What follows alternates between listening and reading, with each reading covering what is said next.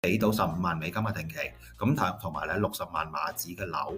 咁當然你要有離岸嘅收入咧，大概一個月1萬蚊嘅碼紙啦。咁基本上咧就可以喺馬來西亞咧就係作一個比較長期啲嘅居留嘅嚇。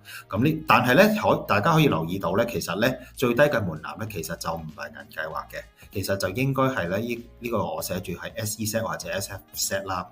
咁其實就係一個叫特別經濟區或者叫特別金融區咧嘅一個計劃嚟嘅。咁嗰個計劃其實主要喺新山啦。咁嗰個門檻咧係更加低啲嘅。咁因為佢其實只要大概係俾32,000至到65,000啦。咁其實就睇歲數咯。咁如果你係21至49歲咧，就要俾多少少65,000美金，咁都唔算好大嘅。咁但係如果你50歲或以上咧，就只要俾32,000蚊美金嘅啫。